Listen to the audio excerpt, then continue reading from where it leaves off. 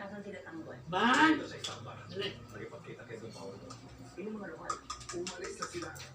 Dahil lalagay sila sa alam Dali! Yan ang sinasabi ko sa'yo. Hindi ganun kadali gumamit Ban! ng tao. Hindi alam ang pinapasok nila Hap sa na tao. Nandamay pa tayo ng mga insenteng tao. Ano ka na? Nawalan sila ng kumpiyansa sa pagbibenta ng ginto. Good. Sinabi ni Tanggol Laki! tungkol sa peking ginto.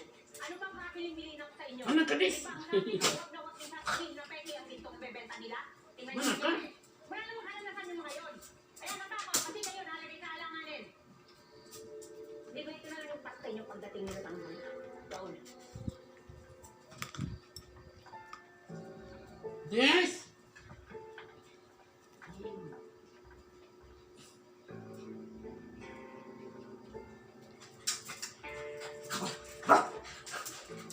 O patalaga, sinisin nila sa kapalpakan nila.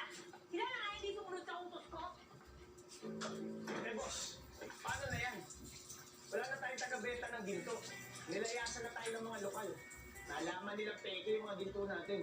Eh dapat talaga, hindi na sinabi tungkol sa ginto na yan. Kaya nyo na, wala na tayong magagawa. Hanap na lang tayo ng ibang pagkakakitaan natin. Importante, umita tayo na.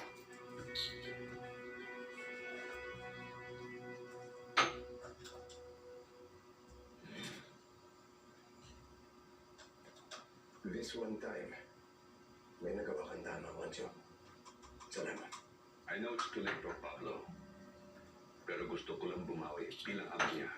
Hindi naman malaki ang inaasahan ng pamilya dito sa'yo.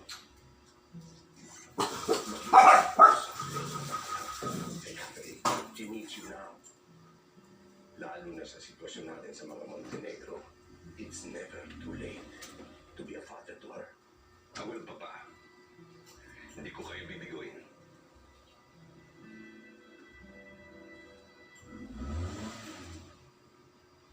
Hindi ka naman pala naman.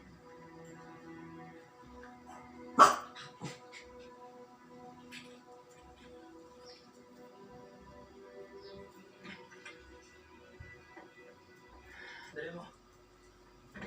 Kumain ka na. Magkakalis dito, ate. Ano po ba? Pupunta ako sa bahay niyo. Pupunta ako kay Lolo mo. Okay na? Bakit? Kasama akong hahanapin nila ako. Hindi ko nila hinahanap. Wala na mag-hanap sa'yo. Dahil ubos yun ang lahi. Papatayin ko yung traitor mong lolo. Pati ang tate, pati na si Mamita. Para tayong dalawang kabalyero na lang matitira sa mundong to. Sige. Kaya lang ako, Catherine. Lahat ng gusto ko, makukuha ko. Huwag ka na mag-alala. Hindi naman kita hayang mag-isay.